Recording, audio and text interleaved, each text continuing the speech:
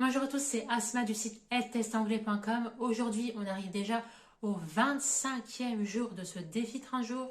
Pour rappel, je vous aide à démarrer sereinement vos révisions au test d'anglais IULTS.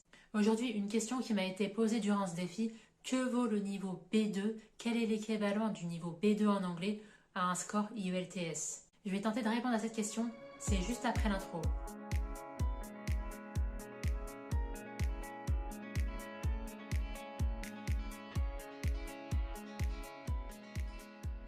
Voilà, comme vous avez pu le constater, la fatigue commence à se faire sentir. N'hésitez pas, si je vais un peu trop vite dans mes vidéos, à récupérer ma formation gratuite sur 4 jours, où là je vais beaucoup plus en détail pour vous aider à réussir et préparer au mieux votre test d'anglais IELTS. Tout ça, ça se passe en description. Et posez-moi toutes les questions en commentaire ou par email.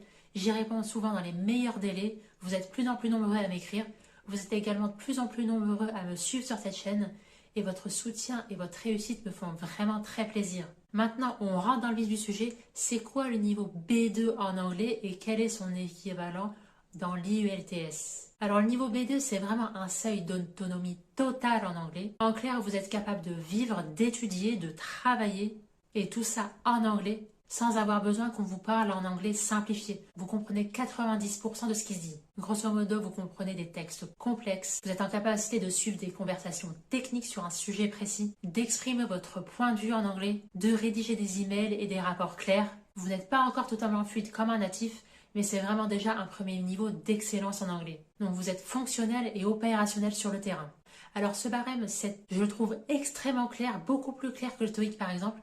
Vous avez une échelle de 0 à 9 et chaque numéro en fait vous met dans une case précise en anglais. Donc à partir de 5 sur 9 jusqu'à 6, vous êtes dans un B2 standard. À partir de 6.5 jusqu'à 7.5, vous êtes dans un niveau B+, et vous tendez vers le C1. Et là par contre à partir de 8, vous êtes pratiquement comme un bilingue. Donc vous tendez vers le C2. Donc si vous devez viser un niveau B2 en anglais, vous devez avoir au moins 6 sur 9 à l'IELTS. En général, 5.5, on est encore dans un niveau très faible B2, B1+, et c'est pas forcément toujours suffisant pour des écoles ou pour travailler à l'étranger.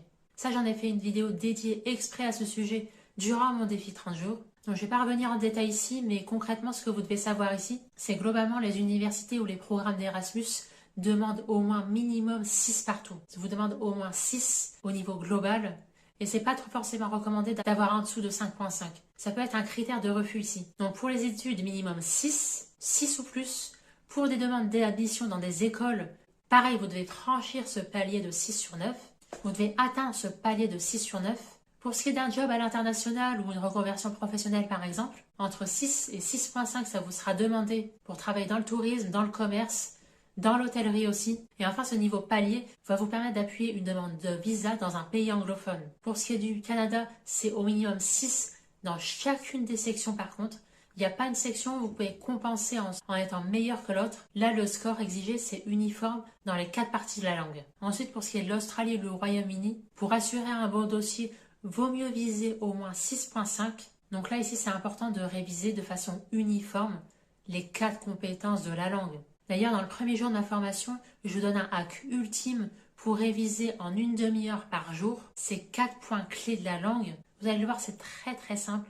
Le plus dur, c'est de tenir le rythme et d'être autodidacte dans votre apprentissage de l'anglais. Mais vous verrez qu'en utilisant une application d'actualité gratuite, vous pourrez déjà, en bout d'une semaine, constater des premiers progrès significatifs. Alors ensuite, pour l'Australie et le Royaume-Uni, par exemple, c'est au moins 6.5 qui est demandé pour assurer un bon dossier de demande de visa. Donc vous l'avez vu, ce niveau B2, ce niveau symbolique de 6 sur 9 à l'IELTS vous ouvre déjà pas mal de portes. Alors à titre comparatif, je vais revenir vite fait sur chacun des principaux examens en anglais et leur équivalent de score pour déjà vous faire une petite idée. Parce que là, on s'est basé sur l'échelle du CECRL.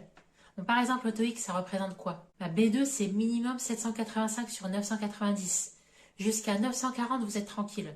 Vous pouvez assurer un bon niveau B2+ en anglais. TOEFL, c'est encore une autre échelle de notation. C'est jamais moins de 70. Donc entre 70 et 94. En moyenne pour le TOEFL, ce que ça représente un niveau B2 en anglais. Alors ensuite, le test Cambridge, vous devez assurer au minimum 160 points pour atteindre ce niveau palier de B2. Alors pareil ici, avec le Lingua Skill, c'est minimum 160. Donc vous le voyez bien, vous pouvez éventuellement vous tourner vers l'un de ces 4 examens pour valider votre niveau B2. Honnêtement, quel que soit le test que vous préparez, le niveau de difficulté est le même. Ce qui va vraiment déterminer et conditionner votre réussite, c'est votre capacité à vous entraîner non seulement de façon régulière, mais également dans les conditions réelles de l'examen, en réalisant le maximum de tests d'entraînement. Parce que vous vraiment avoir à l'esprit que pour passer d'un palier à un autre, ça se fait pas du jour au lendemain en fait.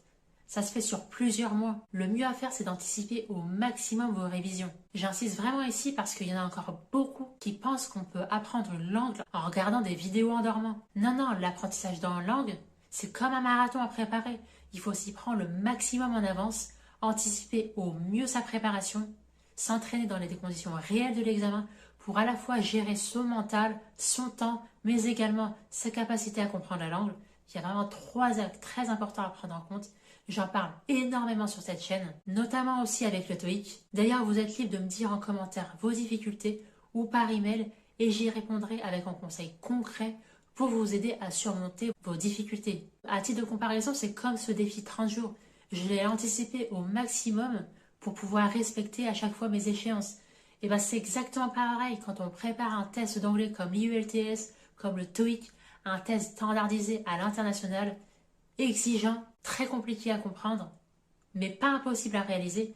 Il faut vraiment s'y prendre le plus tôt possible. Voilà, je commence à perdre la voix, je vous retrouve. J'espère vraiment que cette vidéo vous aura été utile. N'hésitez pas à me lâcher un like pour m'encourager, ça me ferait très plaisir. Et je vous retrouve déjà demain pour le 26e jour de ce défi 30 jours. Il reste quelques jours, on tient bon, on tient le coup. Et je vous souhaite très bon courage et à demain.